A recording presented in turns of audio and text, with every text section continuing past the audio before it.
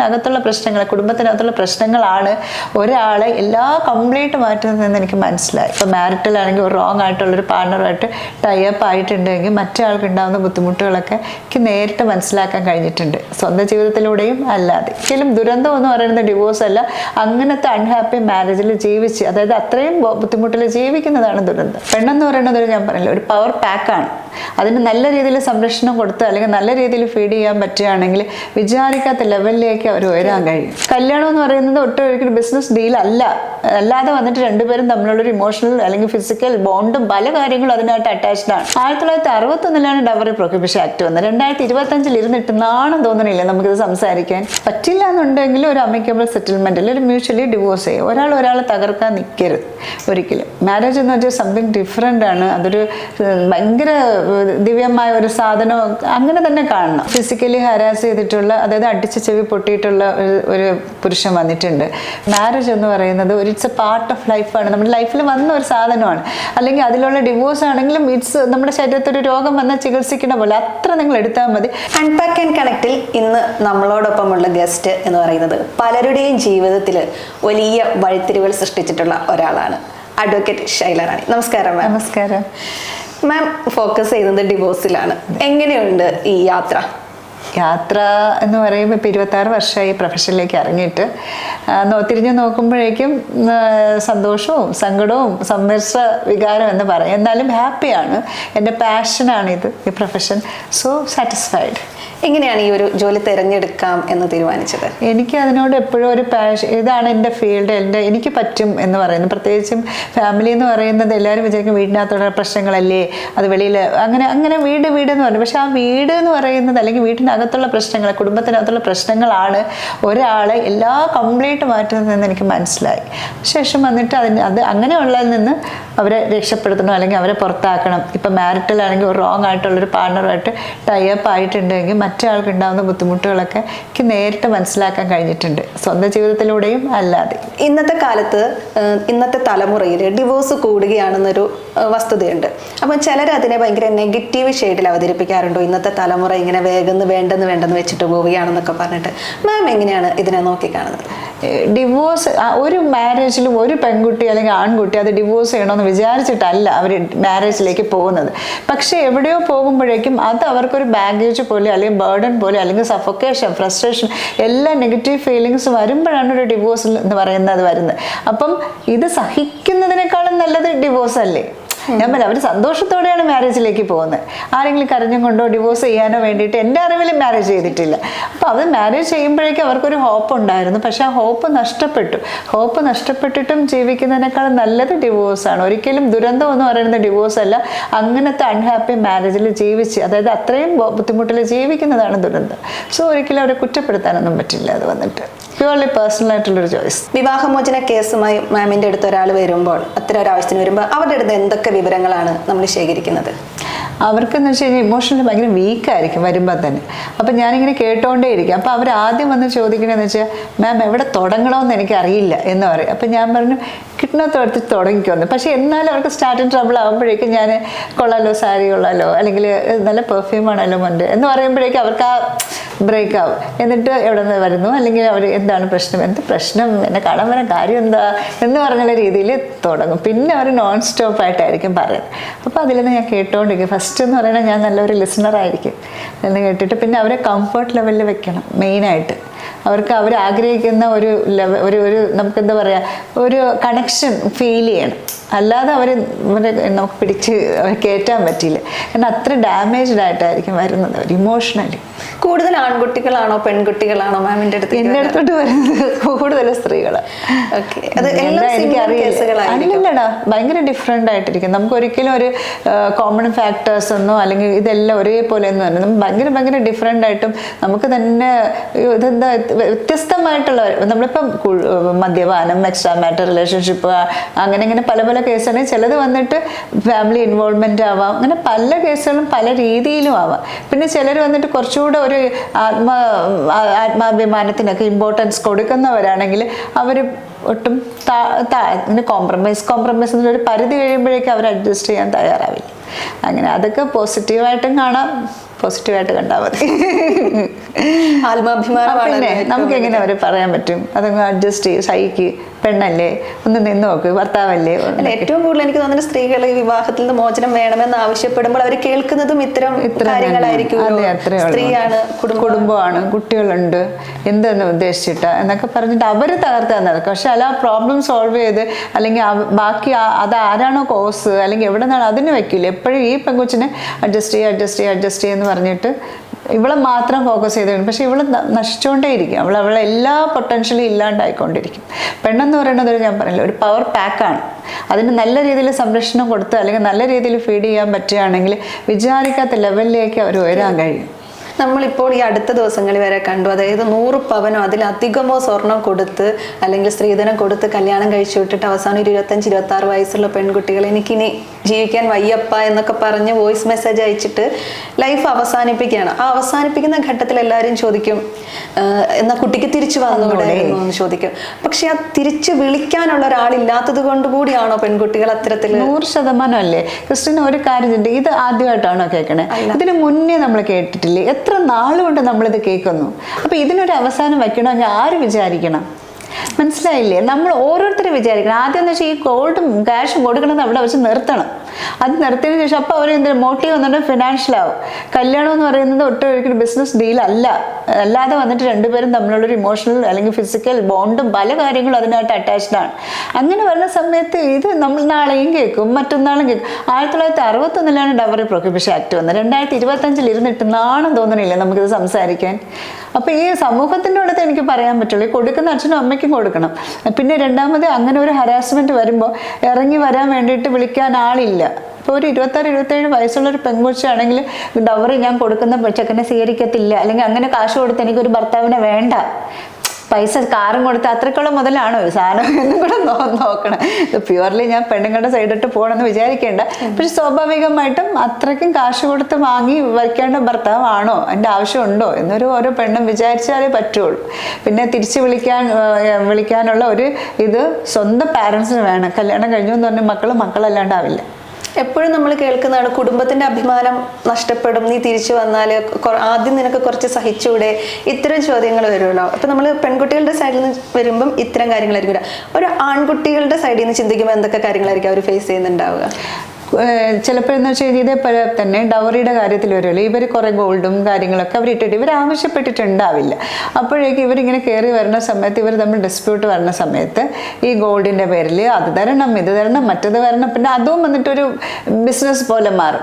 ഞാൻ എലിമണി വേണം, മറ്റ് മെയിൻ്റനൻസ് വേണം. പിന്നെ പോരാത്തതിന് ഡൊമസ്റ്റിക് വയലൻസ് ആക്ട് എന്ന നിയമങ്ങളെല്ലാം ദുരുപയോഗപ്പെടുത്തി അവർ വീട്ടിലുള്ള അപ്പാപ്പനെ, അത് ചെക്കൻ്റെ വീട്ടിലുള്ള അപ്പാപ്പനെ വരെ പ്രതി ചേർത്ത് മറ്റേ ഇപ്പോഴത്തെ BNS 85 പഴയ 498 IPC ആയിരുന്നു വെച്ചിട്ട് നമുക്ക് കേസൊക്കെ കൊടുക്കും. അപ്പോൾ അതും ഭയങ്കര മോശം കാര്യങ്ങളാണ്. പറ്റില്ല എന്നുണ്ടെങ്കിൽ ഒരു അമിക്കബിൾ സെറ്റിൽമെൻറ്റിൽ ഒരു മ്യൂച്വലി ഡിവോഴ്സ് ചെയ്യും. ഒരാളെ തകർക്കാൻ നിൽക്കരുത് ഒരിക്കലും. മാരേജ് എന്ന് വെച്ചാൽ സംതിങ് ഡിഫറെൻ്റ് ആണ്. അതൊരു ഭയങ്കര ദിവ്യമായ ഒരു സാധനം അങ്ങനെ തന്നെ കാണണം, അല്ലാതെ ഒരു ബിസിനസ് ഡീലായിട്ടോ അങ്ങനെയൊന്നും കാണേണ്ട കാര്യമില്ല. ഇത്തരം കേസുകൾ കൈകാര്യം ചെയ്യുമ്പോൾ അഭിമുഖീകരിക്കുന്ന ഏറ്റവും വലിയ പ്രശ്നങ്ങൾ എന്തൊക്കെയാണ്?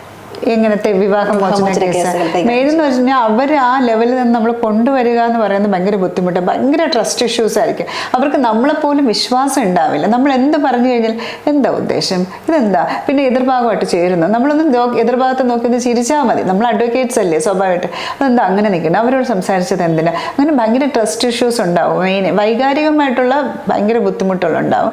പിന്നെ പലപ്പോഴും വന്നിട്ട് പാതിരാത്രി ആണെങ്കിലും അവർ വീക്കല്ലേ, അപ്പം വിളിക്കുന്ന സമയത്ത് നമ്മൾ അവൈലബിളും ആയിരിക്കണം. അങ്ങനത്താണ് ഏറ്റവും വലിയ പ്രശ്നം. പണ്ടൊക്കെ ഞാൻ 1 മണി 2 മണി വരെ സംസാരിക്കുന്നു. ഇപ്പം അങ്ങനെ ഞാൻ ചെയ്യാറില്ല. ജൂനിയേഴ്സ് ഉണ്ട്, ഞാൻ അവരുടെ അടുത്ത് സംസാരിക്കും. കാരണം ഞാൻ മരിച്ചു പോകും എന്ന് തോന്നുക ഒരു സമയത്ത്. പിന്നെ ഞാൻ അങ്ങനെയാണെങ്കിൽ അവരെ തന്നെ വിളിക്കൂ, എപ്പോഴാണെങ്കിലും കണക്ട് ചെയ്യാൻ വേണ്ടിയിട്ട് ടീമിനെ വെച്ചിട്ടുണ്ട്. അപ്പം നമ്മുടെ മെന്റൽ ഹെൽത്തിനെയും ഇത് കാര്യമായി തന്നെ അഫക്റ്റ് ചെയ്യില്ല? ബാധിക്കും. ഞാൻ ആദ്യമൊക്കെ കുറച്ചൊക്കെ എനിക്ക് ഇത്ര ഫീൽ ചെയ്തില്ല. ഇപ്പം പിന്നെ ഞാനൊരു എൻ്റെ 50s അടുക്കുകയാണ്. അപ്പം അതിൻ്റേതായിട്ടുള്ള മാനസിക പ്രശ്നം എനിക്കും ഉണ്ട്. അപ്പം ഞാൻ എന്താണെന്നറിയോ, വൈകുന്നേരം ആകുമ്പോൾ ഒരുമാതിരി ബലൂണിലെ കാറ്റ് പോയി ഇവിടെ ഡ്രെയിൻഡ് ആവും. എന്നാൽ പക്ഷേ വർക്കോളിക്കുമാണ്, ഇത് എടുക്കാനും പറ്റില്ല. എന്നെ നല്ല അഫക്റ്റ് ചെയ്യുന്നുണ്ട്. ചില സമയത്ത് ഞാൻ സൈക്കോളജിസ്റ്റിന് അപ്രോച്ച് എടുക്കാറുണ്ട്, കൗൺസിലിംഗ് എടുക്കാറുണ്ട്, എങ്ങനെ ഹാൻഡിൽ ചെയ്യണമെന്ന് നോക്കാറുണ്ട്. എല്ലാം നെഗറ്റീവ് അല്ലേ ക്രിസ്റ്റി ഞാൻ കേട്ടുകൊണ്ടിരിക്കുന്നത്, നല്ല കാര്യങ്ങൾ കാര്യങ്ങളൊന്നും സന്തോഷമുള്ള ഒരു കാര്യവും ഞാൻ കേൾക്കുന്നില്ല. എപ്പോഴും ഒരു ഫൈറ്റ്, എപ്പോഴും കരച്ചിൽ, എപ്പോഴും വേദനകൾ, കുട്ടികളെ ഓർത്തില്ല അയ്യോ മാഡം അങ്ങനെ, അയ്യോ മാഡം ഇങ്ങനെ എന്ന് പറഞ്ഞിട്ടായിരിക്കും എപ്പോഴും കേട്ടുകൊണ്ടിരിക്കുന്നത്. അതെന്നെ ബാധിക്കുന്നുണ്ട് നല്ലോണം. ചിലർ വിവാഹ ജീവിതം ആരംഭിച്ച് കഴിയുമ്പോൾ തന്നെ ചിലപ്പോൾ കുട്ടികളെ കുറിച്ച് കൃത്യമായ പ്ലാനിങ് ഇല്ലാതെ തന്നെ കുട്ടികൾ ഉണ്ടാവാറുണ്ട്. അപ്പം ഒരു വിവാഹമോചനത്തിലേക്ക് എത്തിക്കും പിന്നെ ഏറ്റവും വലിയൊരു പ്രശ്നമായി മാറുന്നത് ഈ കുട്ടിയുടെ കാര്യമാണ്. അപ്പം ഇത്തരം കേസ് വരുമ്പോൾ കുട്ടിയുടെ സംരക്ഷണം എങ്ങനെയാണ് ഉറപ്പുവരുത്തുക? ഒന്നെന്ന് പറയുന്നത് വിവാഹം എന്ന് പറയുന്നത് ഒരു കുട്ടി ഉണ്ടാകാനുള്ള പ്രോസസ്സായിട്ട് ദയവ് ചെയ്ത് കാണരുത്. രണ്ടു പേർക്കും ഞാനൊരു പാരന്റ് ആവാൻ പറ്റും, ഞാനൊരു നല്ലൊരു ഫാദർ ആവാൻ പറ്റും, മദർ ആവാൻ പറ്റുമെന്ന് രണ്ടുപേരും വിചാരിക്കുന്ന സമയത്ത് വേണം കുഞ്ഞുങ്ങൾ എന്ന് പറയുന്ന ഒരു പ്രശ്നം. അല്ലാതെ പ്രശ്നം പരിഹരിക്കാൻ വേണ്ടിയിട്ട് ദയവ് ചെയ്ത് കുട്ടികൾ ഉണ്ടാക്കരുത്. കുട്ടി ഉണ്ടാകുമ്പോൾ അവന് കുറച്ച് മെച്യൂരിറ്റി വരും, കുട്ടി ഉണ്ടാകുമ്പോഴേക്കും കുറച്ച് അവള് കുറച്ചൊന്ന് ഒതുങ്ങും, അങ്ങനെയൊക്കെ പറഞ്ഞിട്ട് കുട്ടികളുണ്ടാകും. അങ്ങനെയല്ല കുട്ടി ഉണ്ടാക്കണം. കുട്ടികളെന്ന് പറയുന്നത് അവർ സമൂഹത്തിൻ്റെ ഒരു അസറ്റാണ്, നാളത്തെ ഒരു തലമുറയാണ്. അപ്പോൾ അവർക്ക് വേണ്ടിയിട്ട് ഞാൻ നല്ലൊരു മദർ ആവാൻ റെഡിയാണെന്ന് അവൾക്ക് തോന്നണം. നല്ലൊരു ഫാദർ ആകുമ്പോൾ മറ്റേ അടിച്ചേൽപ്പിക്കേണ്ട സാധനമല്ല, രണ്ടുപേരുമാണ് അതിന് ഉത്തരവാദി. പിന്നെ ഡിസ്പ്യൂട്ട് വരുന്ന സമയത്ത് ഏറ്റവും കൂടുതൽ അഫക്റ്റ് ചെയ്യുന്നതും കുട്ടികളെ തന്നെയാണ്. കോടതി എപ്പോഴും വെൽഫെയർ ഓഫ് ദ ചൈൽഡാണ് നോക്കുന്നത്, അല്ലാതെ അമ്മയുടെ അടുത്ത് കൊച്ചു അയ്യോ പ്രസവിച്ചു എന്ന് പറഞ്ഞിട്ട് അമ്മയുടെ അടുത്താവട്ടെ, അല്ലെങ്കിൽ കുറച്ച് ദിവസം ആൺകുട്ടിയാണെങ്കിൽ അച്ഛൻ്റെ അടുത്ത്. ഇത് കേൾക്കുന്ന ഏറ്റവും വലിയ പെൺകുട്ടിയാണെങ്കിൽ അമ്മയ്ക്ക്, ആൺകുട്ടിയാണ് അയച്ചില്ല. ഇതൊക്കെ എവിടെ പൊട്ടതന്നെന്ന് എനിക്കറിയത്തില്ല. ഈ സൊസൈറ്റിയിൽ നിൽക്കുന്ന ഒരു ഇതാണ് അമ്മ പെൺകുട്ടിയാണെങ്കിൽ അമ്മയ്ക്കൊപ്പം വിടാം. പിന്നെ സ്വാഭാവികമായിട്ടും ജഡ്ജ് എന്ന് പറയുന്നത് റോബോട്ട് ഒന്നുമല്ല, ഒരു മനുഷ്യനാണ്.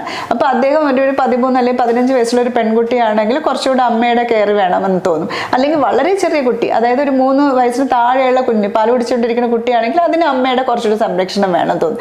പക്ഷെ ഇതൊന്നും എഴുതി ഇങ്ങനെ ആണാണെങ്കിൽ എങ്ങനെ, പെണ്ണാണെങ്കിൽ എല്ലാം ചിൽഡ്രൻ അങ്ങനെയൊക്കെയല്ലേ ഉള്ളൂ, അല്ലാതെ ഒന്നുമില്ല. പിന്നെ വെൽഫെയർ ഓഫ് ദ ചൈൽഡ്, അമ്മയുടെ അടുത്താണെങ്കിലും അച്ഛൻ്റെ അടുത്താണെങ്കിലും കൊച്ചിൻ്റെ മാനസിക ശാരീരിക ആരോഗ്യം, അവൻ്റെ വിദ്യാഭ്യാസം, ആ എൻവയോൺമെൻ്റ് ഒക്കെ സെറ്റാണ്, ഇതൊക്കെയാണ് കൂടുതലും നോക്കുന്നത്.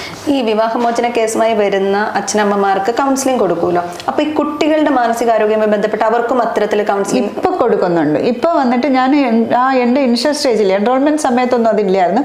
പക്ഷേ ഇപ്പോൾ എല്ലാം കോർട്ട് കോംപ്ലക്സിൽ കുഞ്ഞുങ്ങൾക്ക് എന്തൊക്കെ ചെറിയ പേരിട്ടത്, കിങ്ങിണിക്കൂട്ടോ അങ്ങനെയൊക്കെ പേരിട്ടിട്ട് ഇങ്ങനത്തെ കുട്ടികൾക്ക് വേണ്ടി സൈക്കോളജിസ്റ്റ് കോടതികളല്ലാതെ വെച്ചിട്ടുണ്ട്. അതിപ്പം കൊടുക്കുന്നുണ്ട് കുഞ്ഞുങ്ങൾക്ക്. ഡിവോഴ്സ് ഫയൽ ചെയ്തിട്ടുണ്ടെങ്കിൽ അത് എത്ര കാലം എടുക്കും ആ കേസ്? മ്യൂച്വൽ ആണെങ്കിൽ നമുക്കൊരു ലിമിറ്റ് പീരീഡ് പറയാൻ പറ്റും, ഇതിനുള്ളിൽ തീർക്കാമെന്ന്. മ്യൂച്വൽ ഡിവോഴ്സ് അതായത് പരസ്പര സമ്മതത്തോടെ വിവാഹബന്ധം വേർപെടുത്തുകയാണെങ്കിൽ. പക്ഷേ കണ്ടസ്റ്റിംഗ് ഡിവോഴ്സ് ആണെങ്കിൽ നമുക്കൊരിക്കലും ടൈം പീരീഡ് പറയാൻ പറ്റില്ല. ഒരാൾക്ക് ഡിവോഴ്സ് വേണം, മറ്റൊരാൾക്ക് ഡിവോഴ്സ് വേണ്ട. അപ്പോൾ ഫൈറ്റ് ആയിരിക്കും. അപ്പോൾ കോർട്ട് തീരുമാനിക്കണം ഡിവോഴ്സ് കൊടുക്കണോ വേണ്ടയോ എന്ന്. അപ്പോൾ അതിനെടുക്കുന്ന ടൈം എന്ന് പറയുന്നത് രണ്ട് ഭാഗവും കേൾക്കണം, തെളിവുകൾ സ്വീകരിക്കണം. അതിൻ്റെ ആദ്യം കൗൺസിലിംഗ് ഫെയിലായി, മീഡിയേഷൻ ഫെയിലായി, അത് കഴിഞ്ഞിട്ട് ട്രയലിലേക്ക് വരുള്ളൂ. അപ്പോൾ അതിന് അതിൻ്റേതായിട്ടുള്ള ടൈം എടുക്കും. ഒരു നിശ്ചിത പീരീഡൊന്നും എനിക്ക് പറയില്ല, മോർ ദാൻ ഇയേഴ്സ് വേണമെങ്കിൽ ഒരു 1 year 2 year എന്തായാലും പോകാൻ ചാൻസ് ഉണ്ട്. പിന്നെ ഹൈക്കോടതിയിൽ അപ്പീൽ പോയാൽ പിന്നെ അവിടെയും കിടക്കും. അങ്ങനെ ഒരു ഫൈറ്റിലേക്ക് പോവുകയാണെങ്കിൽ ചില കേസുകൾ നമ്മൾ പഞ്ചായത്തിൽ ഇപ്പം കല്യാണം കഴിഞ്ഞ് രജിസ്റ്റർ ചെയ്യാതെ പോവാറുണ്ട്. അതായത് അവർ മതപരമായി മാത്രം ഇങ്ങനെ കല്യാണം കഴിച്ചങ്ങ് പോകും. അപ്പം അത്തരം ആളുകൾക്ക് വിവാഹമോചനം വേണമെന്ന് തോന്നുമ്പോൾ പിന്നെ അവർക്ക് എന്താ ചെയ്യാൻ പറ്റുക? അത് വാലിഡ് മാരേജ് ആണ്, കോടതി പോയേ പറ്റുള്ളൂ. രജിസ്റ്റർ ചെയ്തില്ല എന്നുള്ള ഒറ്റ കാരണം കൊണ്ട് ഒരു ഹിന്ദു മാരേജ് ഇൻവാലിഡ് ആവില്ല. ഇപ്പൊ ഹിന്ദു മാരേജ് എന്ന് പറയുന്നത് അതിൻ്റെ താലി കെട്ടുക, പുടവ കൊടുക്കുക, പ്രദക്ഷിണം വയ്ക്കുക, അങ്ങനത്തെ അതിൻ്റെ എല്ലാ കസ്റ്റംസും അവർ 2 ഹിന്ദുക്കളും ആയിരിക്കണം ചെയ്തിട്ടുണ്ടെങ്കിൽ അവർ ഹിന്ദു മാരേജ് ആയി. പക്ഷെ അവർ പഞ്ചായത്തിൽ ഇപ്പോൾ രജിസ്റ്റർ ചെയ്തില്ല എന്ന് വെച്ചു, അത് വാലിഡ് മാരേജ് ആണ്. അവർക്ക് ഡിവോഴ്സ് വേണമെങ്കിൽ ഹിന്ദു മാരേജ് ആക്ട് പ്രകാരം കോടതിയിൽ സെക്ഷൻ 13 പ്രകാരം IA പ്രകാരം കേസ് ഫയൽ ചെയ്തേ പറ്റുള്ളൂ. വിവാഹമോചനവുമായി ബന്ധപ്പെട്ട് നമ്മൾ ഏറ്റവും കൂടുതൽ കേൾക്കുന്നതാണല്ലോ ഈ രജിസ്റ്റർ ചെയ്യാത്തത് കൊണ്ട് അവരുടെ ഒരു മ്യൂച്വലായി പറഞ്ഞു പിരിഞ്ഞു എന്ന് പറയുന്നത്. ഇല്ല, ലിവിങ് ടുഗദർ ആയിരുന്നെങ്കിൽ അങ്ങനെ പറ്റും. അല്ലാതെ വന്നിട്ട് 2 ഹിന്ദുക്കൾ അമ്പലത്തിൽ പോയി താലി കെട്ടിയാണെങ്കിലും അത് ഹിന്ദു മാരേജ് ആണ്. നമ്മൾ ഏറ്റവും കൂടുതൽ അതുപോലെ തന്നെ കേൾക്കുന്നതാണ് ജീവനാംശം വാങ്ങുക എന്ന് പറയുന്നത്. അത് എപ്പോഴും പറയുന്നതാണ്, സ്ത്രീകൾക്ക് ഇപ്പം ഡിവോഴ്സ് കഴിഞ്ഞിട്ടുണ്ടെങ്കിലും ഇഷ്ടം പോലെ പൈസ കിട്ടുമല്ലോ, അവർക്ക് പറയുന്ന പൈസയ്ക്ക് സെറ്റിൽ ചെയ്യാലോ, നമ്മൾ പുരുഷന്മാർക്ക് അത് കിട്ടില്ലല്ലോ എന്നുള്ളൊരു സംസാരമൊക്കെ ഉണ്ടാവാറുണ്ട്. ശരിക്കും ജീവനാംശം 2 പേർക്കും കിട്ടുമോ? ജീവനാംശം പൊതുവെ സാധാരണഗതിയിൽ മെയിൻ്റനൻസ് കിട്ടുന്നത് സ്ത്രീകൾക്കാണ്. പക്ഷെ ഹിന്ദു മാരേജിൽ മാത്രം ഭർത്താവിന് ജോലി ചെയ്യാൻ പറ്റാത്തൊരു സാഹചര്യമാണ്. ഒരു എക്സാമ്പിൾ പറയുകയാണെങ്കിൽ 2 ഹിന്ദുക്കളാണ്, ഭാര്യ നല്ല രീതിയിൽ ഏൺ ചെയ്യുന്നുണ്ട്, ഭർത്താവിന് ഒരു ആക്സിഡൻറ്റ് എന്തെങ്കിലും പറ്റിയിട്ട് ഏർണിംഗ് കപ്പാസിറ്റി പോയി, അയാൾക്കൊന്നുമില്ല എന്നുണ്ടെങ്കിൽ ഭാര്യയുടെ അടുത്ത് കൊടുക്കാൻ പറയും. അത്തരത്തിലുള്ള ഏതെങ്കിലും ഒരു അനുഭവം ഉണ്ടോ? ഇല്ല, വളരെ റെയറാണ് അങ്ങനെയൊക്കെ. അങ്ങനെ എനിക്ക് വന്നിട്ടില്ല, അങ്ങനത്തെ ഒരു കേസൊന്നും വന്നിട്ടില്ല. നമ്മളെപ്പോഴും വിവാഹമോചനത്തിൽ സ്ത്രീകളുടെ ഒരു ഇമോഷനെ കുറിച്ചൊക്കെയാണ് നമ്മുടെ കൂട്ടുകാരാണെങ്കിലും ഒക്കെ പറഞ്ഞു കേട്ടിട്ടുള്ളത്. വളരെ മോശമായ ഒരു അനുഭവത്തിലൂടെ ഒരു ആൺകുട്ടി കടന്നുപോയ ഒരു അനുഭവം അങ്ങനെ എന്തെങ്കിലും മാമിന് പങ്കുവെക്കാനുണ്ടോ? ഒരുപാടുണ്ട്. എനിക്ക് വന്നിട്ടുള്ള എല്ലാ പുരുഷന്മാരും വളരെ വൾണറബിൾ ആയിട്ടാണ്. അറിയാലോ, എൻ്റെ അടുത്തോട്ട് വരണമെങ്കിൽ തന്നെ അവർ അത്ര വീക്കായിട്ടാണ് വരണം വന്നിട്ട്. അപ്പം ഫിസിക്കലി ഹരാസ് ചെയ്തിട്ടുള്ള, അതായത് അടിച്ച് ചെവി പൊട്ടിയിട്ടുള്ള ഒരു പുരുഷൻ വന്നിട്ടുണ്ട്. പിന്നെ വന്നിട്ട് ഭാര്യ 4 മക്കളും ഉണ്ട്. അത് പുള്ളിക്കാരൻ അവരെ ഇട്ടിട്ട് പോയി. അപ്പോൾ അയാൾ വന്ന് എൻ്റെ മുമ്പിൽ തേങ്ങി ഇരുന്ന് കരഞ്ഞിട്ടുണ്ട്, ഭാര്യയും കുഞ്ഞും പോയി എന്നുള്ള രീതിയിൽ. അപ്പം അങ്ങനെ ഭയങ്കര വീക്കായിട്ട് വന്നിട്ടുള്ള പുരുഷന്മാരും എൻ്റെ അടുത്തുണ്ട്. എൻ്റെ അടുത്ത് വരുന്ന പുരുഷന്മാരൊന്നും മെയിൽ ഈഗോ ഉള്ള ആളല്ല അല്ല. ഈ ചിലപ്പോൾ നമ്മൾ പറയുമല്ലോ, ഈ പെൺകുട്ടികൾ വീട്ടിൽ കല്യാണം കഴിച്ചു വിടുന്ന വീട്ടിൽ നേരിടുന്ന ശാരീരിക മാനസിക പ്രശ്നങ്ങളെ കുറിച്ച് പറയും. അതുപോലെ തന്നെ ആൺകുട്ടികളും അത്തരത്തിൽ ഫേസ് ചെയ്യുന്നുണ്ടാവില്ലേ? പെണ്ണിന്റെ വീട്ടിൽ നിന്നോ അല്ലെങ്കിൽ പെൺ കുടുംബത്തിൽ നിന്ന് ആരുടെ അടുത്തെങ്കിലും മോശമായ അനുഭവങ്ങളൊക്കെ അവർക്കും ഉണ്ടാവാറില്ലേ? അപ്പൊ അത്തരം കേസുകൾ മാമിന്റെ അടുത്ത് വന്ന് പറയാറുണ്ട്? ഒന്നെന്ന് പറഞ്ഞാൽ അങ്ങനെ നിയമമില്ല. ഇപ്പോൾ ഉള്ള പ്രൊട്ടക്ട് ചെയ്യുന്ന നിയമങ്ങളെല്ലാം സ്ത്രീക്ക് സപ്പോർട്ടീവാണ്. കാരണം സ്ത്രീ ഇന്നത്തെ ഇന്ന് നിലനിൽക്കുന്ന കസ്റ്റം അനുസരിച്ച് പെണ്ണാണ് അങ്ങോട്ട് ആ വീട്ടിലേക്ക് പോകുന്നത്. തിരിച്ചു വന്നിട്ട് അവൻ ഇവിടെ വന്ന് താമസിച്ച് അല്ലെങ്കിൽ ഇവിടുന്ന് ഹരാസ്മെന്റ് നേരിട്ടതായിട്ടുള്ള ഒരു സിനാരിറ്റി ഇല്ല. പിന്നെ നിയമവും ഇല്ല. ഇപ്പൊ നമുക്ക് പെണ്ണിന്റെ വീട്ടിൽ നിന്ന് ഒരു ഹരാസ്മെന്റ് എന്തെങ്കിലും ഉണ്ടെങ്കിൽ ഈ ആണിന് പ്രത്യേക നിയമ സപ്പോർട്ടുകളൊന്നും കിട്ടാനില്ല. വിവാഹമോചന കേസുകളിൽ സാധാരണയായി കൊടുക്കുന്ന ഉപദേശങ്ങൾ എന്തൊക്കെയാണ്? ഇപ്പൊ ഞാനൊരു കേസുമായി വന്നു കഴിഞ്ഞാൽ മാം എന്തായിരിക്കും എന്നോട് ആദ്യം പറയാ? ഞാൻ 2 അഡ്വൈസ് കൊടുക്കും. ഒന്ന് ലീഗൽ അഡ്വൈസും കൊടുക്കും, പിന്നെ പേഴ്സണൽ അഡ്വൈസും കൊടുക്കും. ഇപ്പം ലീഗൽ അഡ്വൈസ് എന്ന് പറയുന്നത് അതിൻ്റെ പ്രൊസീജിയറും കാര്യങ്ങളെല്ലാം പറഞ്ഞ് മനസ്സിലാക്കി കൊടുക്കും. ഇതിങ്ങനെയൊക്കെയാണ് കാര്യങ്ങൾ, ഇതൊക്കെയാണ് കാര്യങ്ങൾ എന്നൊക്കെ പറഞ്ഞിട്ട്. പേഴ്സണൽ അഡ്വൈസ് കൊടുക്കണമെന്ന് വെച്ച് കഴിഞ്ഞാൽ ഞാൻ എപ്പോഴും ഏതൊരു കക്ഷി വന്നു കഴിഞ്ഞാലും ഞാൻ ആദ്യം ഇങ്ങനെ നോക്കുന്നതെന്ന് വെച്ചാൽ എൻ്റെ മോൾ അവിടെ വന്നിരുന്നാൽ ഞാൻ എന്ത് പറയും, അവൾക്ക് ഏറ്റവും ബെറ്റർ ആയിട്ടുള്ള ഒരു അഡ്വൈസ് അല്ലേ ഞാൻ കൊടുക്കുകയുള്ളൂ. അപ്പോൾ അങ്ങനെ മനസ്സിൽ വിചാരിച്ചിട്ട് അവർക്ക് ഏറ്റവും ബെറ്റർ ആയിട്ടുള്ള അഡ്വൈസ് കൊടുക്കും. പിന്നെ പേഴ്സണൽ അഡ്വൈസ് കൊടുക്കണമെന്ന് വെച്ച് കഴിഞ്ഞാൽ ഇതെന്ന് പറയുന്നത്, അല്ലെങ്കിൽ മാരേജ് എന്ന് പറയുന്നത് ഇറ്റ്സ് എ പാർട്ട് ഓഫ് ലൈഫാണ്. നമ്മുടെ ലൈഫിൽ വന്ന ഒരു സാധനമാണ്. അല്ലെങ്കിൽ അതിലുള്ള ഡിവോഴ്സ് ആണെങ്കിലും ഇറ്റ്സ് നമ്മുടെ ശരീരത്തിൽ ഒരു രോഗം വന്നാൽ ചികിത്സിക്കുന്ന പോലെ അത്ര നിങ്ങൾ എടുത്താൽ മതി. നിങ്ങൾ 24/7 ഇതിനെ നോക്കിയിരിക്കരുത്. നിങ്ങളുടെ കരിയർ അല്ലെങ്കിൽ നിങ്ങളുടെ ഹാപ്പിനെസ്, നിങ്ങളുടെ ബ്യൂട്ടി, ഹെൽത്ത്, ഇങ്ങനെ അല്ലെ ഫ്രണ്ട്ഷിപ്പ്, യാത്ര, what ever it may be, നിങ്ങൾക്ക് ഇഷ്ടമുള്ള എന്താ അത് ചെയ്യും. കേസ് ഉണ്ടെങ്കിൽ നിങ്ങൾ എന്നെ ഹയർ ചെയ്തു അല്ലെങ്കിൽ നമ്മുടെ ടീമിനെ ഹയർ ചെയ്തു, അവർ ചെയ്യട്ടെ. പിന്നെ എല്ലാം വന്ന് ഇപ്പോൾ ഓൺലൈൻ വഴി അപ്ഡേറ്റ്, ഇപ്പോൾ ഇവർക്ക് തന്നെ ഈ കോർട്ട് വഴി കേസിനെ നല്ല ഫോളോ ചെയ്യാൻ പറ്റും. അപ്പം നമുക്കതിന് കൂടുതലായിട്ട് ഇവർ വന്നിട്ട് കേസ് എന്തായി എന്ന് നോക്കേണ്ട കാര്യവും ഇല്ല. അപ്പം അങ്ങനത്തെ കാര്യങ്ങളെല്ലാം പറഞ്ഞ് മനസ്സിലാക്കിയിട്ട് ഇപ്പം എന്താ പറയുക, ഇങ്ങനെ വരുന്ന ആൾക്കാർ അത്രയും മോട്ടിവേറ്റ് ചെയ്യിക്കുന്ന ഭയങ്കര സന്തോഷമുള്ള കാര്യമാണ്. അത് കാരണം നമ്മുടെ സമൂഹത്തിൽ വിവാഹമോചനം നേടിയ പെൺകുട്ടി അല്ലെങ്കിൽ ആൺകുട്ടി എന്ന് പറയുന്നത് എന്തോ ഒരു മോശം കാര്യമായിട്ടും ആളുകൾ പറയുമല്ലോ. നമ്മളിപ്പോൾ അവളുടെ ഡിവോഴ്സ് കഴിഞ്ഞതാ അല്ലെ അവന്റെ ഡിവോഴ്സ് കഴിഞ്ഞതാ അങ്ങനെ സംസാരിക്കുമല്ലോ. അതെന്തോ വലിയൊരു തെറ്റായിട്ട് സമൂഹം കാണുന്നുണ്ടല്ലോ. അപ്പൊ അത്തരത്തിലുള്ള ആളുകൾ നേരിടുന്ന സാമൂഹികവും വൈകാരികവുമായ പ്രശ്നങ്ങൾ എന്തൊക്കെയാണ്? ഒന്നെന്ന് വെച്ചാൽ നമ്മുടെ സമൂഹത്തിന് സഹതപിക്കാനാണ് ഇഷ്ടം. അല്ലാതെ വന്നിട്ട് ചെയ്യൂ അവൾ ഇവിടെ കഷ്ടപ്പെടുന്നു കേട്ടോ, അവൾ കുറേ കഷ്ടം, അല്ലെങ്കിൽ അവൻ കിടന്ന് കഷ്ടപ്പെടുന്നു കേട്ടോ. അതേസമയം ഒരു ഡിവോഴ്സിലേക്ക് പോകുമ്പോഴേക്കും അതൊരു നെഗറ്റീവ് വഴിയിലേക്ക് പോയി. അതല്ലത് അതായിരുന്നു നല്ലത്, അതായിരുന്നു അവർ ചെയ്യേണ്ടത്. അങ്ങനത്തെ സമൂഹത്തിൻ്റെ കാഴ്ചപ്പാട് ഭയങ്കര വ്യത്യാസം. ഞാൻ പറഞ്ഞല്ലോ, പ്രത്യേകിച്ച് മലയാളികൾക്ക് സഹിക്കുക, സഹതപിക്കുക, എല്ലാം നെഗറ്റിവിറ്റി, കരയുക, വേദനിക്കുക, ചിരിക്കുക, അല്ലെങ്കിൽ കുറച്ച് വളരുക, അങ്ങനത്തെ കാര്യങ്ങളെല്ലാം നമ്മൾ എന്തോ ഒരു ചുമ്മാ അല്ല. നമ്മളിപ്പോൾ നമ്മൾ എന്താ പറയുക, ആരെ നോക്കിയാലും സന്തോഷിക്കുന്ന സ്ത്രീകൾ അല്ലെങ്കിൽ സന്തോഷിക്കുന്ന പുരുഷന്മാർ നെഗറ്റീവ് പറയാനും ഇല്ലാതാക്കാനല്ല. ഇപ്പം ഡിവോഴ്സ് എന്ന് പറയുന്നത് എനിക്കൊരു പുതിയ ഹോപ്പായിട്ടേ ഫീൽ ചെയ്യുന്നുള്ളൂ. അതല്ലാതെ ഒരു എന്താ പറയുക, ഒരു നെഗറ്റീവായിട്ടോ അങ്ങനെ കാണേണ്ട കാര്യമില്ല. സമൂഹം മാറേണ്ടിയിരിക്കുന്നു. പിന്നെ എന്തിനാ നിങ്ങൾ ചിന്തിക്കുന്നത്, അവരുടെ കല്യാണം കഴിച്ച് സന്തോഷമായിട്ട് ജീവിക്കട്ടെ, അല്ലെങ്കിൽ അവർ പിരിയട്ടെ, അവരുടെ ലൈഫല്ലേ. നമ്മൾ ആരാണ്? നമുക്ക് നമ്മുടെ ലൈഫുമായിട്ട് നമ്മൾ മുന്നോട്ട് പോകുന്നതല്ലേ ചിലത്. നമ്മൾ ജഡ്ജ്മെന്റൽ ആവണം എന്തിനാ? അവർക്കല്ലേ അറിയുള്ളൂ ജീവിച്ചവർക്ക് അനുഭവിക്കുന്നതെന്ന്. പക്ഷെ നമ്മൾ എപ്പോഴും കേൾക്കുന്നത് ഡിവോഴ്സ് ചെയ്ത് കഴിഞ്ഞിട്ടുണ്ടെങ്കിൽ പിന്നെ പ്രത്യേകിച്ച് പെൺകുട്ടികളിൽ അവൾ രാത്രിയിൽ യാത്ര ചെയ്താൽ, പുറത്തിറങ്ങിയാൽ, മോഡേൺ ഡ്രസ്സ് ഇട്ടാലൊക്കെ ഇതിനൊക്കെ വേണ്ടിയാ എന്ന് പറയുന്ന ഒരു സ്റ്റേറ്റ്മെന്റ് ഇപ്പം നമ്മുടെ കൂട്ടുകാരൊക്കെ ഇപ്പം ചെറിയ പ്രായത്തിൽ തന്നെ കല്യാണം കഴിച്ച് ഡിവോഴ്സായി നിൽക്കുന്ന കൂട്ടുകാരുണ്ട്. അപ്പോൾ അവർ പറയുന്നൊരു കാര്യം, ഇപ്പം എന്തെങ്കിലും ഒരു ആഗ്രഹം പറഞ്ഞു, ഫ്രണ്ട്സിൻ്റെ കൂടെ പുറത്ത് സിനിമയ്ക്ക് പോകണമെന്ന് പറഞ്ഞു.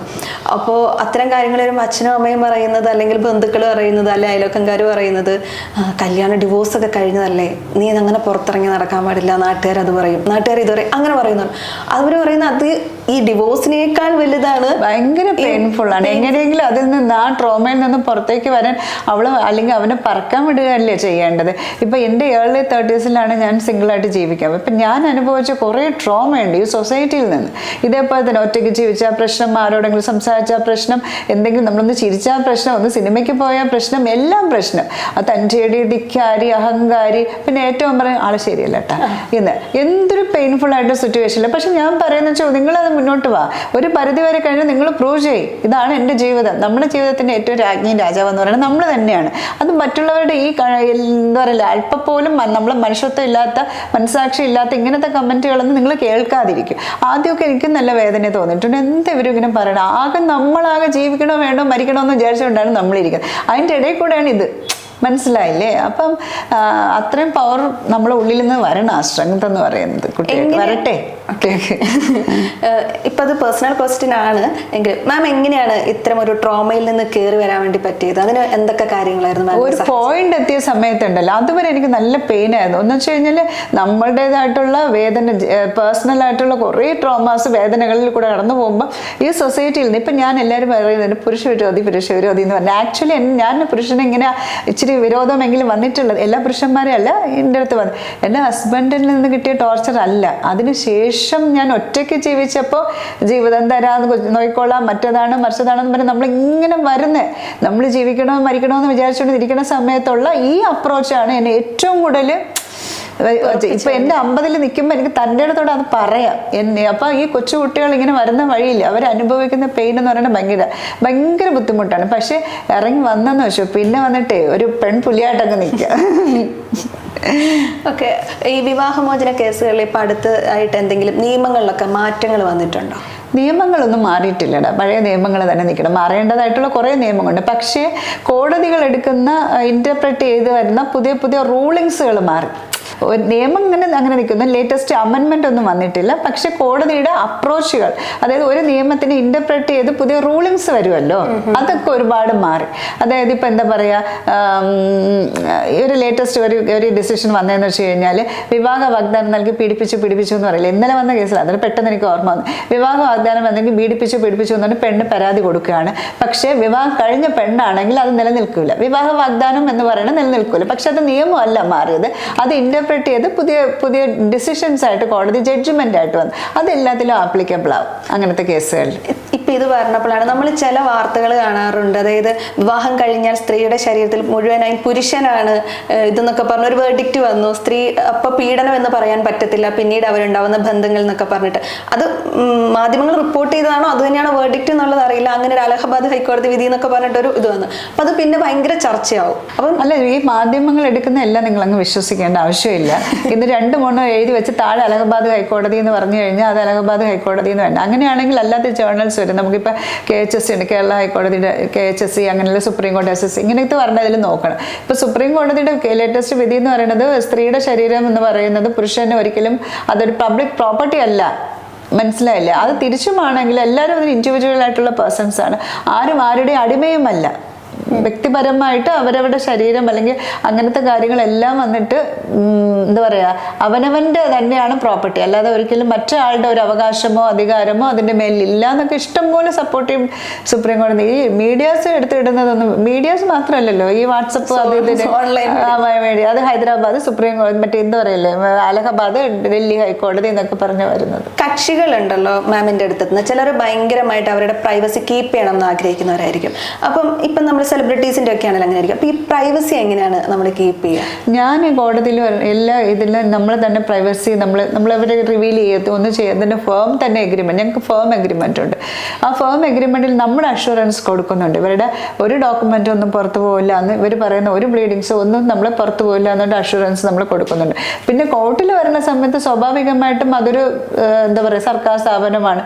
ഫയലുകൾ വരുന്ന സമയത്ത് വേണമെങ്കിൽ ലീക്കാവും. പക്ഷെ കോടതിയാണെങ്കിലും ഒരു പരിധി വരെ അവരുടെ സ്വകാര്യത കീപ്പ് ചെയ്യാൻ ശ്രമിക്കുന്നുണ്ട്. നമ്മൾ സ്ത്രീധനം ആവശ്യപ്പെട്ടുകൊണ്ട് അല്ലെങ്കിൽ സ്ത്രീധന നിരോധനവുമായി ബന്ധപ്പെട്ട് നിരവധി കാര്യങ്ങൾ വാർത്തകളൊക്കെ വായിക്കാറുണ്ട്. അത്തരം ഒരു സ്ത്രീധന നിരോധന നിയമവും ഉണ്ട് നമ്മളിവിടെ. പക്ഷെ ഇപ്പോഴും പെൺകുട്ടികൾ നിറയെ സ്വർണം അണിഞ്ഞുകൊണ്ടാണ് വിവാഹവേദിയിലേക്ക് എത്തുന്നത്. പിന്നീട് അതൊരു വലിയ പ്രശ്നമായി മാറും. അപ്പം വിവാഹമോചന കേസിലേക്ക് വരുമ്പോൾ ഈ സ്ത്രീധനവും ഒരു വിഷയമായി മാറാറുണ്ട്. അപ്പം മാം എങ്ങനെയാണ് അതിനെ കൈകാര്യം ചെയ്യുക? ഞാൻ പെർഫെക്റ്റ് ആയിട്ട് അതിനെതിരാണ്. ഒരിക്കലും ഞാനത് സപ്പോർട്ട് ചെയ്യാത്ത സാധനമാണ് വെഡിങ് ഡേയിൽ കൊടുക്കുന്ന മണി ട്രാൻസാക്ഷൻ. അതിനാണ് മെയിനായിട്ട് സ്ത്രീധനം എന്ന് പറയുന്നത്. അതായത് കുറേ ഗോൾഡ് ആവാം, കാർ ആവാം, ക്യാഷ് ആവാം. എന്ന് വെച്ച് കഴിഞ്ഞാൽ അവിടെ ഒരു ബിസിനസ് ഡീല് പോലെ എനിക്ക് ഫീൽ ചെയ്തിട്ടുള്ളത്. അതായത് അവരുടെ ഫ്യൂച്ചർ ബെനിഫിറ്റിന് വേണ്ടി ആ വെഡിങ് ഡേയിൽ തന്നെ കൊടുക്കണമെന്നില്ല.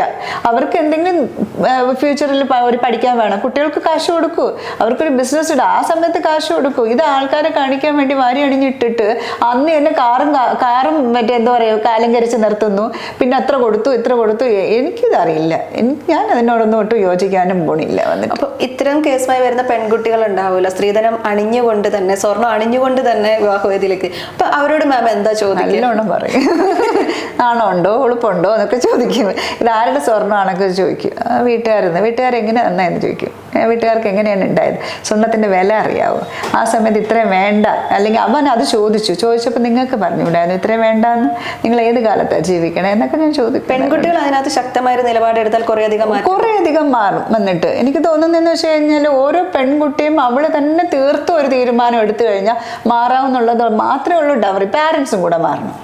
പാരൻസ് വന്നിട്ട് ഏതാണ്ടോ അവരുടെ ഇത് അഭിമാനം ചെയ്യാൻ വേണ്ടിയിട്ട് വാരിക്കോരി ഇട്ടിട്ട് നിൽക്കുന്നു. കുറച്ച് കഴിഞ്ഞിട്ട് കഴുത്തും ഒടിഞ്ഞ് തലയും കുനിച്ച് കടവും കയറി അവരുടെ പിന്നെയുള്ള ശിഷ്ടജീവിതം മുഴുവൻ വന്നിട്ട് ലയബിലിറ്റിയും ബേർഡനും വെച്ചിട്ട് അവർ ജീവിക്കണേ. എന്തിനാ അവർക്ക് ഹസ്ബൻഡ് വൈഫായിട്ട് പിന്നെയുള്ള ജീവിതം ഇതിൽ വാരിക്കൂടി കളയാതെ വല്ല വേൾഡ് ടൂർ നടത്തിയിട്ട് അവരുടെ വാർദ്ധക്യവും മിഡിൽ ഏജും ഒക്കെ അവർക്ക് എൻജോയ്, ഒരു സെക്കൻഡ് ഹണിമൂണൊക്കെ എൻജോയ് ചെയ്തുകൂടെ? അവരും ഇല്ലാത്ത ആൾക്കാർ എനിക്കതേ പറയാൻ പറ്റുള്ളൂ. ഒരു കേസ് ഫയൽ ചെയ്യുന്നതിന് മുൻപ് ദമ്പതികൾ എന്തൊക്കെ കാര്യങ്ങൾ ശ്രദ്ധിക്കേണ്ടത്? കേസ് ഫയൽ ചെയ്യുന്നതിന് മുൻപ് കേസ് ഫയൽ ചെയ്യണോ വേണ്ടേന്ന് ആദ്യം ചിന്തിക്കണം.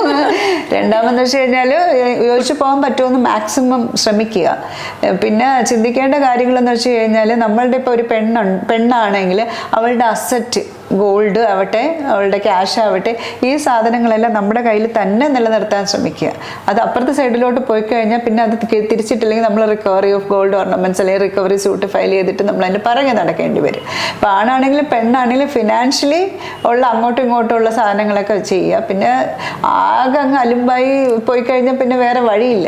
അഡ്വക്കേറ്റിനെ കാണുക. അത് അഡ്വക്കേറ്റിനെ നിങ്ങൾ തന്നെ സെലക്ട് ചെയ്യേണ്ടി വരും. അത് നമുക്ക് കറക്റ്റായിട്ട് എന്താ പറയുക കണക്റ്റ് ആവാൻ പറ്റുന്നതും നമുക്ക് വേണ്ടി നിൽക്കുമെന്ന് ഉറപ്പുള്ളതും അങ്ങനത്തെ. എന്നുവെച്ചാൽ അഡ്വക്കേറ്റ്സ് മോശമെന്നല്ല പറയണത്, പേഴ്സണൽ ചോയ്സാണ് അഡ്വക്കേറ്റ്സിന് സെലക്ട് ചെയ്യേണ്ടത്. അവരവർ തന്നെ അങ്ങനത്തെ ഒരു മുൻകൈ എടുത്ത് നോക്കുക. സംസാരിച്ചിട്ട് നമുക്ക് അതിൻ്റെ ലീഗൽ അഡ്വൈസസ് എല്ലാം എടുത്തിട്ട് ഫസ്റ്റ് സെലക്ട് ചെയ്യുക. ഈ ചില വ്യക്തികൾക്കൊരു പ്രതികാരം ചെയ്യണം എന്നൊരു മനോഭാവം ഉണ്ടാവുമല്ലോ. അപ്പം അത്തരം കക്ഷികൾ മാമിന്റെ മുന്നിൽ വന്ന് നിൽക്കുമ്പോൾ അവരെങ്ങനെയാണ് ഹാൻഡിൽ ചെയ്യുക? അവരെങ്ങനെ ശാന്തം? എനിക്കിഷ്ടമില്ല അങ്ങനെ. എന്ന് വെച്ച് കഴിഞ്ഞാൽ ഒരു ഇതിൻ്റെ അകത്ത് പകയോ അല്ലെങ്കിൽ എൻ്റെ ജീവിതം അവൾ തുലച്ചില്ലേ അല്ലെങ്കിൽ എൻ്റെ ജീവിതം അവൻ തുലച്ചില്ലേ അവർ ഞാൻ അങ്ങനത്തെ ഒരു ഇതിന് നമുക്ക് റിവെഞ്ചിന് പോകേണ്ട ആവശ്യമില്ല. ആ ഒരു ശക്തിയെ വേറെ ലെവലിലോട്ട് ഇട്ടാൽ മതി.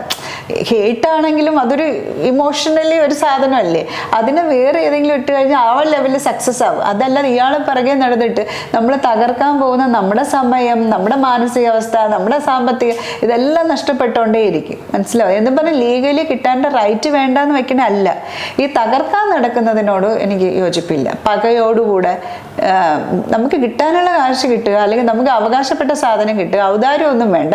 പക്ഷെ അതല്ലാതെ വന്നിട്ട് എല്ലാം മുഴുവൻ ഇപ്പം ഒരു പെണ്ണാണെന്ന് വെച്ചോ എന്ന് വെച്ചാൽ അതിന് 2 വീട് വേണം 3 കോടി വേണം എന്നൊക്കെ പറഞ്ഞ് ആവശ്യപ്പെട്ട് വരുന്നതിനെയൊന്നും ഞാൻ എൻ്റർടൈൻ ചെയ്യാറില്ല.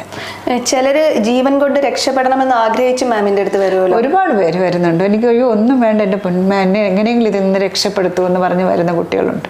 അപ്പോൾ അത്തരം കുട്ടികളെ കാണുമ്പോൾ നമ്മൾ ഇമോഷണലി നമ്മളും ആദ്യം ഒന്ന് ഡൗൺ ആയി പോയില്ല? കുട്ടികളുടെ അത്രയും പ്രശ്നങ്ങൾ അവരെങ്ങനെ ഇത് സർവൈവ് ചെയ്തു എന്ന് നോക്കുമ്പോഴത്തേനും അതെ, ഭയങ്കര വീക്കായിട്ടാണ് വരുന്നത്. അപ്പോഴാ സമയത്ത് ഒന്നെന്ന് വെച്ച് കഴിഞ്ഞാൽ അവർക്ക് എൻ്റെ അടുത്തോട്ട് വരാനുള്ള ആ കറേജിനെ ഞാൻ അപ്രീഷിയേറ്റ് ചെയ്യും. അവിടെ നിന്നെല്ലാം വിട്ട് ചില സമയം വെച്ച് കഴിഞ്ഞാൽ അവരുടെ പാരൻസ് സ്വന്തം പാരൻസ് പോലും സപ്പോർട്ട് ചെയ്യണ എല്ലാ അഭിമാനത്തിൻ്റെ പ്രശ്നം പറഞ്ഞിട്ട് ആ ചെക്കൻ്റെ വീട്ടുകാരെ അഭിമാനം. അപ്പോൾ ഈ പെങ്കുച്ച് ഒറ്റയ്ക്കാണ്.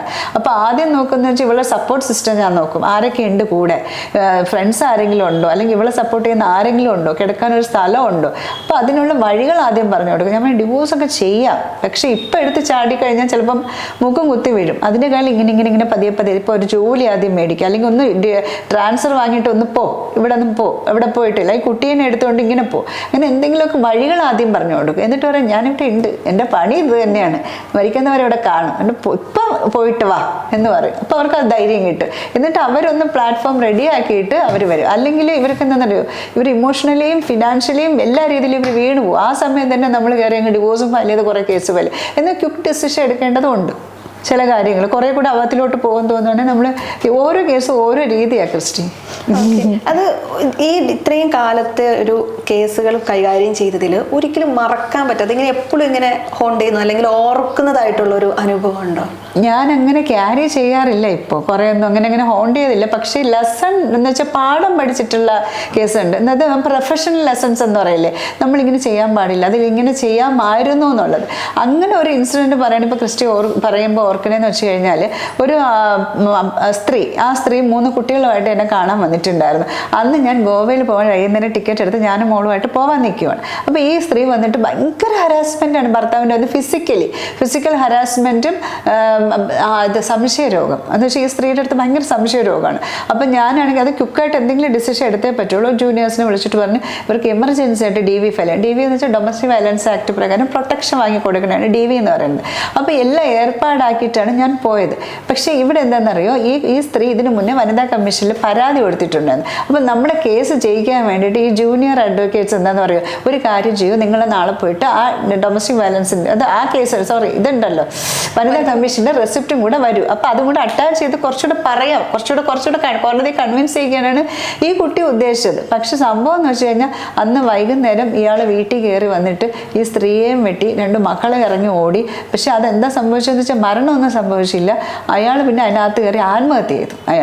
ആ കേസിൽ അയാൾ ആത്മഹത്യ ചെയ്തു. പക്ഷേ ആ സമയത്ത് അവർക്ക് എന്തെങ്കിലും ഒരു പ്രൊട്ടക്ഷൻ വാങ്ങിച്ചിരുന്നെങ്കിൽ ചിലപ്പോൾ ഇയാളുടെ ആ മൈൻഡില്ലേ കുറച്ചെങ്കിലും നിൽക്കാമായിരുന്നു. അപ്പം പിന്നെ ഞാൻ പറയും, ഇങ്ങനെ ഒരാൾ വന്നു കഴിഞ്ഞാൽ പിന്നെ ഈ ക്വിക്കായിട്ട് ഡിസിഷൻ എടുക്കൽ, ക്വിക്കായിട്ട് അവരെ പ്രൊട്ടക്റ്റ് ചെയ്യുക. കാരണം അത്രയും അവർ ഓടി വരുക ഉപദ്രവം സഹിക്കാൻ വയ്യാതെ. അപ്പം അങ്ങനെ ഒരെണ്ണം ഞാൻ ചെയ്തിട്ടുണ്ട്, ലെസൺ പഠിച്ചിട്ടുണ്ട്. അങ്ങനെ വന്നിട്ട് ചെയ്യരുത് എന്ന് പറഞ്ഞിട്ട്. എന്തെങ്കിലും തരത്തിലുള്ള ഫേക്ക് കേസുകളുമായി മാമിൻ്റെ അടുത്ത് ആളുകൾ എത്തി? എനിക്കത് ആദ്യം മനസ്സിലാവും, ഞാൻ എടുക്കാറില്ല. അതെങ്ങനെയാണ് മനസ്സിലാവണമെന്ന് വെച്ച് കഴിഞ്ഞാൽ അവർ മോട്ടീവ് മനസ്സിലാവും. നമ്മൾ ചിലപ്പം പ്രാക്ടീസ് കൊണ്ടായിരിക്കാം വന്നിട്ട്, ഇൻറ്റൻഷൻ ഒന്നെന്ന് വെച്ചാൽ അങ്ങനത്തെ എണ്ണയിലേക്ക് അട്രാക്റ്റഡ് ആകില്ല, അത് വേറെ കഥ.